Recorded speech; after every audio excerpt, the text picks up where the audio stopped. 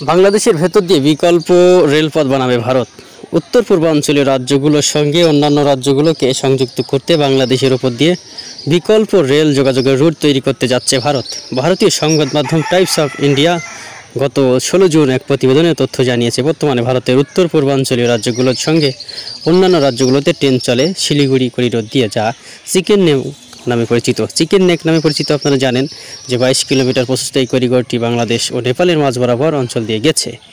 ইতিপূর্বে বাংলাদেশ ও নেপালের মাঝ বরাবর অংশ দিয়ে তারা যে রেল লাইনটা ব্যবহার করেছিল, সেই জায়গা দিয়ে এখন বাংলাদেশের উপর দিয়ে ভারতের রেল নেটওয়ার্ক তৈরির উদ্দেশ্য করতে চিকেন নেক নামের এই করিডোরটির উপর থেকে নির্ভরশীলতা কমানোই হচ্ছে ভারতের অন্যতম উদ্দেশ্য, এবং বিশেষ করে বাংলাদেশটাকে ফেড়ে ফুড়ে খাওয়াই তাদের চিন্তা। আপনারা জানেন ট্রানজিট কোটা চেয়েছে, এটা চাই সেটা চাই, ট্রানজিট কোটা চাই, এই কত রকম বাহানা ভারতের বাংলাদেশের উপরে একটি বিশেষ পক্ষকে বিশেষ সুবিধা দেওয়ার স্বার্থে এই সকল সুবিধাগুলো তারা পেয়ে থাকছে।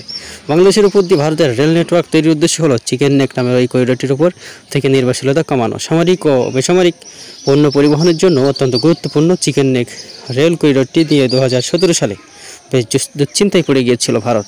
এই বছর ডোকালাম অঞ্চল নিয়ে ভারত ও চীনের মধ্যে বিবাদ দেখা দেয়, আর এই রেল করিডোরটি তখন বিবাদমান অঞ্চলের মাঝে পড়ে যায়, যা দেশটির জন্য চিন্তার কারণ হয়ে দাঁড়িয়েছিল। সেই চিন্তা থেকে তারা নতুন করে প্ল্যান করে যে কীভাবে বাংলাদেশের মধ্য দিয়ে প্রথমে তারা পরিবহন ব্যবস্থা চালু করেছে। আপনারা জানেন চট্টগ্রামের বুক চিরে এখন সেই জায়গায় রেল লাইন চালু করার চিন্তা করছে। এই প্রকল্পে বাংলাদেশকে যুক্ত করা হয় 14টি নতুন রুট থাকবে। রুটগুলোতে সব মিলিয়ে রেল লাইন থাকবে 861 কিলোমিটার, সঙ্গে থাকবে বাংলাদেশের উপর দিয়ে যাওয়া বিকল্প রুটটি। এতে করে সব মিলিয়ে এই প্রজেক্টে রেল লাইন হবে 1275.5 কিলোমিটার। পরীক্ষামূলক যাত্রার জন্য ভারতের সাম্প্রতিক প্রস্তাবে বলা হয়েছে তারা বাংলাদেশের উপর দিয়ে দেশটির এক এলাকা থেকে অন্য এলাকায় ট্রেন নিতে চায়। ভারতের আগে প্রস্তাব দিয়েছিল পরীক্ষামূলক যাত্রার পণ্যশূন্য রেলগাড়ি ভারতের গেদে থেকে বাংলাদেশের চুয়াডাঙ্গার দর্শনায় আসবে। সেখান থেকে পাবনার ঈশ্বরদী, নাটোরের আব্দুলপুর, দিনাজপুরের পার্বতীপুর, নীলফামারী সীমান্তবর্তী চিলাহাটি স্টেশন হয়ে ভারতের পশ্চিমবঙ্গের কোচবিহার জেলার হলদিবাড়ি স্টেশনে যাবে। তবে দেশটির নতুন প্রস্তাব অনুযায়ী ট্রেনটি হলদিবাড়ি থেকে যাবে ভুটান সীমান্তবর্তী ডালগাঁও স্টেশন পর্যন্ত। ডালগাঁও পশ্চিমবঙ্গের আলিপুরদুয়ার জেলার একটি স্টেশন হয়ে new Jalpaiguri Alipurduar rail line গেছে। এই লাইন উত্তর পূর্ব ভারতের 7 রাজ্যকে যুক্ত করেছে দেশটির মূল ভূখণ্ডের সঙ্গে।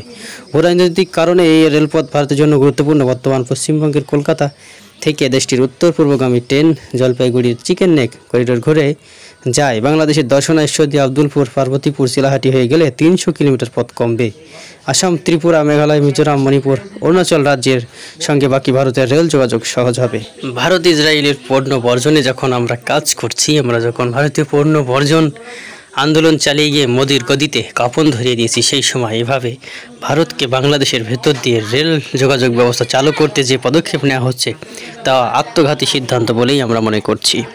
এর বিরুদ্ধে সবাইকে মাঠে নামা উচিত। আন্দোলন, সম্মেলন এবং বিভিন্ন আলোচনার মাধ্যমে এর যে ধারাবাহিক কার্যক্রমগুলো চালাচ্ছে ভারত বাংলাদেশে, এবং এই যে রেল লাইন স্থাপন নতুন করে যা বাংলাদেশের জন্য ঝুঁকিপূর্ণ হবে, তার ক্ষতিকর দিক নিয়ে আলোচনা করা উচিত।